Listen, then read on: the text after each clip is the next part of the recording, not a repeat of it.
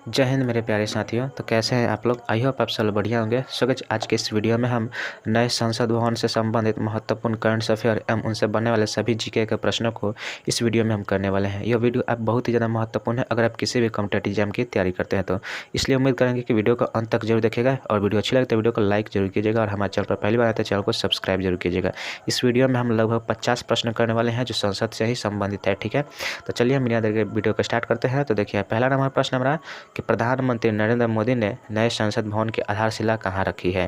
तो यह जो नए कहाँ रखी थी, तो यह जो है प्रधानमंत्री नरेंद्र मोदी जी ने जो है इन्होंने नए संसद भवन की जो आधारशिला है यह नई दिल्ली में रखी थी। तो ऑप्शन बी इस क्वेश्चन का राइट आंसर हो जाएगा, नई दिल्ली। ठीक है, चलिए अब बढ़ते हैं नेक्स्ट प्रश्न की ओर। तो देखिए यहाँ पे दूसरा नंबर प्रश्न है हमारा कि भारत के नए संसद भवन का निर्माण किस प्रोजेक्ट के तहत होगा, मतलब बना। तो भारत के जो नए संसद भवन का जो निर्माण हुआ है वह बताना है किस प्रोजेक्ट के तहत हुआ है। तो इसका जो राइट आंसर हो जाएगा option number A, central Vista project. Central Vista project के तहत जो है नए संसद भवन का निर्माण किया गया है। तो ऑप्शन ए इस क्वेश्चन का राइट आंसर हो जाएगा। देखिए अब यहाँ पे हमारा तीसरा नंबर देखिए प्रश्न है कि नए संसद भवन का निर्माण जो है कब तक पूरा हो जाएगा। तो देखिए नए संसद भवन का जो निर्माण का जो समय था वह 2022 तक ही था, परंतु 2022 में ही यह कंप्लीट हो गया था, लेकिन इसका जो उद्घाटन है वह 2023 में किया गया है। तो इस क्वेश्चन का राइट आंसर क्या हो जाएगा, ऑप्शन नंबर बी, 2022 तक ही पूरा हो जाना था। देखिए नेक्स्ट हमारा चौथा नंबर प्रश्न है कि नए संसद भवन में लोकसभा में कितने सीटें होंगी। तो देखिए नए संसद जो बना है इसमें लोकसभा की टोटल सीटें कितनी है। तो यह जो है 888 टोटल सीटें हैं। तो ऑप्शन नंबर सी इस क्वेश्चन का राइट आंसर हो जाएगा। नए लोकसभा में जो नए संसद भवन में जो लोकसभा की टोटल सीटें हैं वो 888 सीटें हैं। ठीक है, नेक्स्ट देखिए प्रश्न हमारा है कि नए संसद भवन में राज्यसभा की कितने सीटें होंगी। तो नए जो संसद भवन है इसमें राज्यसभा की जो टोटल सीटें होंगी वह कितने होंगी, तो वह 384 सीटें होंगी। कितना, तो 384। तो ऑप्शन नंबर सी इस क्वेश्चन का राइट आंसर हो जाएगा। चलिए देखिए यहाँ पे हमारा छठा नंबर प्रश्न है कि नए संसद भवन में संयुक्त सत्र के समय लोकसभा कक्ष में कितने सदस्य समायोजित हो सकते हैं। तो कितने सदस्य जो है समायोजित हो सकते हैं, तो वह 1224 जो सदस्य है वह समायोजित हो सकते हैं संयुक्त सत्र के समय लोकसभा कक्ष में। तो ऑप्शन नंबर सी इस क्वेश्चन का राइट आंसर हो जाएगा। और देखिए आगे हमारा यहाँ पे सातवां नंबर प्रश्न है कि भारत का नया संसद भवन कितने वर्ग किलोमीटर क्षेत्रफल पर फैला है। तो यह जो कितना क्षेत्रफल फैला है, तो यह 64,500 जो है वर्ग मीटर क्षेत्रफल पर जो है नया संसद भवन फैला हुआ है। तो ऑप्शन ए इस क्वेश्चन का राइट आंसर हो जाएगा। और देखिए यहाँ पे 8 नंबर प्रश्न हमारा कि भारत का नया संसद भवन को बनाने का अनुमानित लागत कितना आएगा। तो यह जो बताना है कि जो नया संसद का निर्माण हुआ है इसमें जो अनुमानित लागत है यह कितना आया है, तो यह 971 करोड़ आया है। ऑप्शन नंबर 20 क्वेश्चन का राइट आंसर हो जाएगा। लगभग में है इसलिए आप इसको एक्यूरेट नहीं मानिएगा। इसका जो राइट आंसर हो जाएगा ऑप्शन नंबर बी, 971 करोड़। देखिए अब यहाँ पे 9 नंबर प्रश्न हमारा कि भारत में नए संसद भवन की आधारशिला कब रखी गई थी। जो यह नए संसद का जो निर्माण हुआ है इसका जो आधारशिला यानी इसका जो आधार कब रखा गया था, तो इसका जो राइट आंसर हो जाएगा ऑप्शन नंबर ए, 10 दिसंबर 2020। 10 दिसंबर 2020 से ही इसका जो निर्माण कार्य है वह शुरू कर दिया गया है। तो ऑप्शन ए इस क्वेश्चन का राइट आंसर हो जाएगा।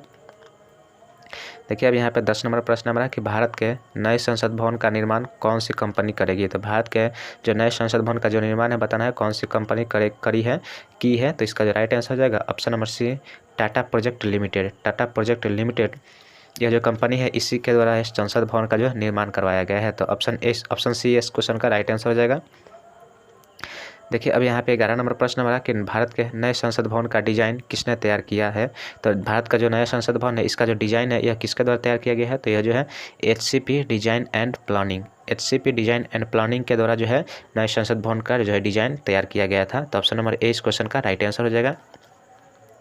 देखिए यहाँ पे 12 नंबर प्रश्न हमारा कि नए संसद भवन का आधार जो है कैसा है। तो नया संसद भवन जो है इसका आधार कैसा है, तो इसका जो आधार है वह त्रिभुजाकार है और जो हमारा पुराना संसद भवन था उसका जो आधार कैसा था, तो उसका आधार गोलाकार था।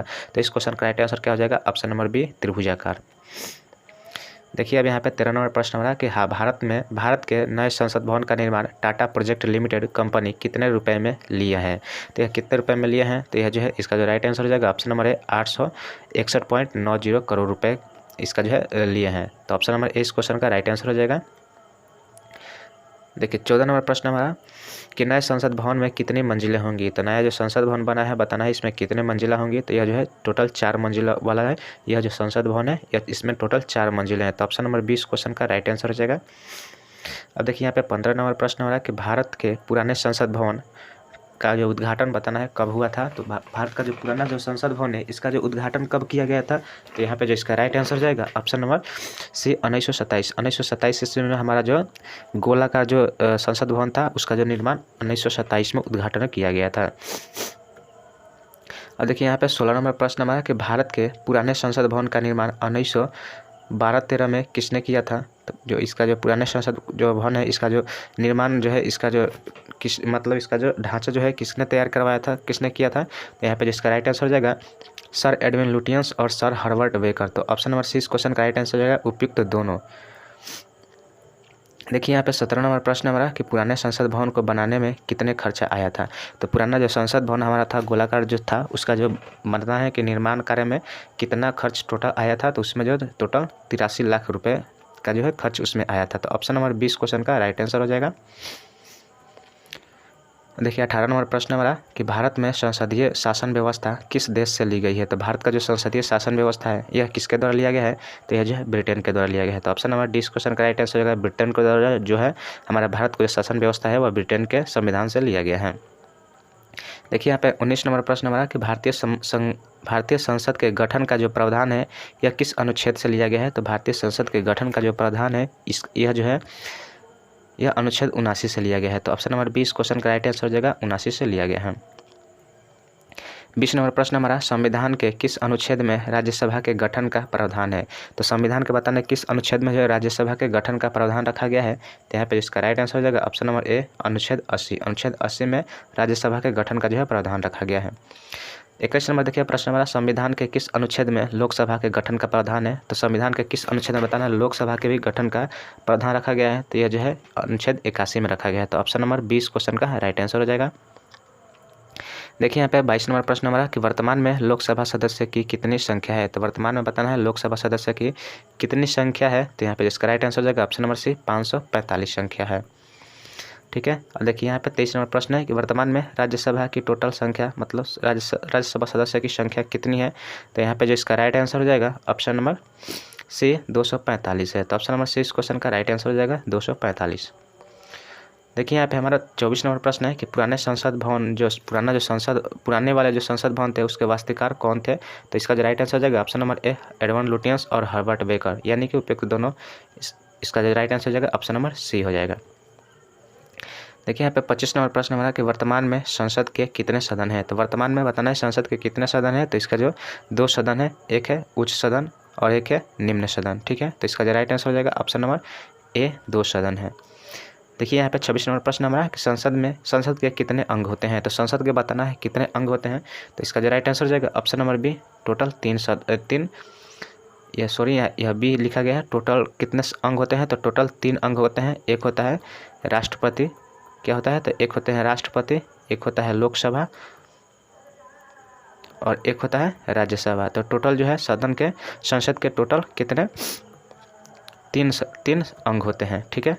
चलिए आगे बढ़ते हैं। तो देखिए 27 नंबर प्रश्न हमारा कि लोकसभा के सदस्य का कार्यकाल कितने वर्ष का होता है। तो लोकसभा के जो सदस्य का कार्यकाल बताना है कितने का होता है, कितने वर्ष का होता है।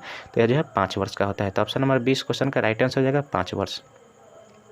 देखिए यहाँ पे 28 नंबर प्रश्न हमारा कि लोकसभा का सदस्य बनने के लिए न्यूनतम आयु कितनी होनी चाहिए। तो लोकसभा का जो सदस्य है इसके बनने के लिए न्यूनतम आयु कितना होना चाहिए। तो इसका जो राइट आंसर हो जाएगा ऑप्शन नंबर बी लगभग कम से कम 25 वर्ष होना चाहिए आपका, तभी आप जाकर लोकसभा के सदस्य बनने के लिए एलिजिबल हैं। ठीक है। तो ऑप्शन नंबर 20 क्वेश्चन का राइट आंसर हो जाएगा।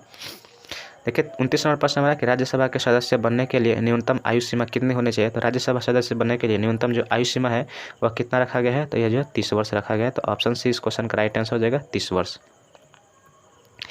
देखिए 30 नंबर प्रश्न हमारा कि संसद के किस सदन को जनता का सदन भी कहा जाता है। तो संसद के किस सदन को जनता का संसद कहा जाता है। तो इसका जो राइट आंसर हो जाएगा option number A Lok Sabha. Lok Sabha के संसद को लोकसभा जो यह जो संसद है यह जो सदन है लोकसभा जो सदन है इसको जनता का सदन भी कहा जाता है। तो ऑप्शन नंबर ए इस क्वेश्चन का राइट आंसर हो जाएगा। देखिए आगे बढ़ते हैं। तो देखिए 31 नंबर प्रश्न है कि भारत का संघीय व्यवस्थापिका को किस नाम से जाना जाता है। तो वह संसद के नाम से जाना जाता है। भारतीय संसद का निर्माण कैसे होता है। तो लोकसभा, राज्यसभा और राष्ट्रपति इन तीनों के संयुक्त रूप से मिलने से ही भारतीय संसद का निर्माण होता है। देखिए अब यहाँ पे 33 नंबर प्रश्न हमारा कि संसद के कितने सदन हैं। तो संसद के टोटल 2 सदन है। संसद के किस सदन के प्रतिनिधि सभा कहा जाता है, यानी जनता का सभा कहा जाता है, तो वह लोकसभा को कहा जाता है। ये 35 नंबर प्रश्न बना कि संसद का अस्थायी सदन कौन सा है, तो संसद का अस्थायी सदन है राज्यसभा है। और भारतीय संसद का तीसरा अंग कौन सा होता है, तो वह राष्ट्रपति होता है। तीसरा जो अंग है वह राष्ट्रपति है। देखिए यहाँ पे 37 नंबर प्रश्न हमारा कि संसद के 2 क्रमिक अधिवेशनों के मध्य कितना समय अंतराल होना चाहिए, तो वह 6 माह होना चाहिए। भारतीय संसद का कौन सा भंग कर सकता है, तो भारतीय संसद को कौन भंग कर सकता है, तो राष्ट्रपति जो है भारतीय संसद को भंग कर सकता है। देखिए यहाँ पे हमारा 39 नंबर प्रश्न है कि भारतीय संसद की संप्रभुता किसमें प्रतिबंधित है, तो वह न्याय समीक्षा में प्रतिबंधित है। ठीक है। 40 नंबर प्रश्न हमारा कि भारतीय संसद के दोनों की संयुक्त बैठक किस संबंध में होती है, तो यहाँ पे जिसका राइट आंसर हो जाएगा इसका जो राइट आंसर है साधारण विधेयक के द्वारा होता है। ठीक है। अब देखिए यहाँ पे 41 नंबर प्रश्न हमारा कि साधारण विधेयक से संबंधित गतिरोध को दूर करने के लिए संसद के दोनों सदनों की संयुक्त बैठक कौन बुलाता है, तो वह राष्ट्रपति बुलाता है। ठीक है। देखिए नेक्स्ट प्रश्न हमारा कि क्या राष्ट्रपति या उपराष्ट्रपति कभी संयुक्त अधिवेशन की अध्यक्षता करता है, तो इसका जो राइट आंसर हो जाएगा वह कभी नहीं करता है। ठीक है। देखिए 43 नंबर प्रश्न हमारा कि एक वर्ष में कम से कम कितनी बार संसद की बैठक होना आवश्यक है, तो लगभग 2 बार, कम से कम 2 बार जो है संसद की बैठक होना आवश्यक है।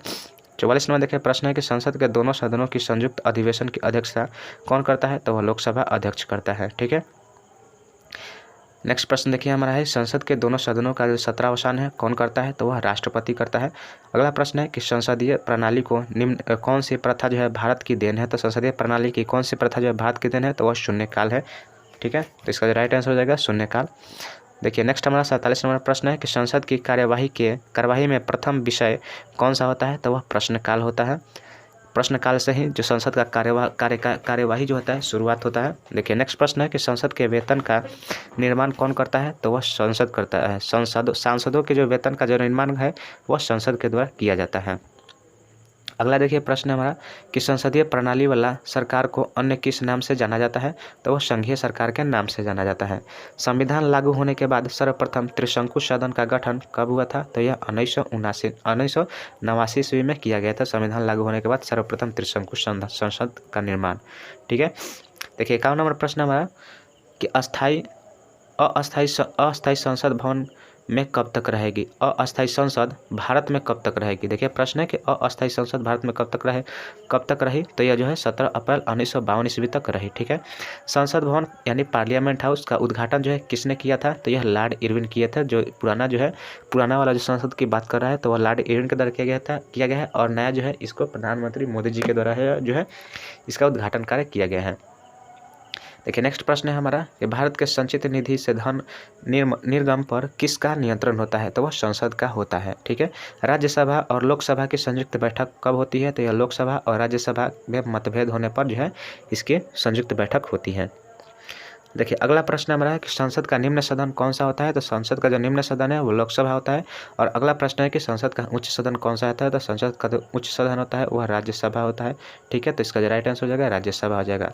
सो गाइस आज के लिए बस इतना ही। उम्मीद करते हैं वीडियो आपको अच्छी लगी हो। वीडियो अगर आपको अच्छी लगे तो हमारे इस वीडियो को लाइक जरूर कीजिएगा और यदि आप हमारे चैनल पर पहली बार आ रहे हैं तो हमारे चैनल को सब्सक्राइब जरूर कीजिएगा। ठीक है। चलिए मिलते हैं नेक्स्ट वीडियो में, तब तक के लिए जय हिंद जय भारत।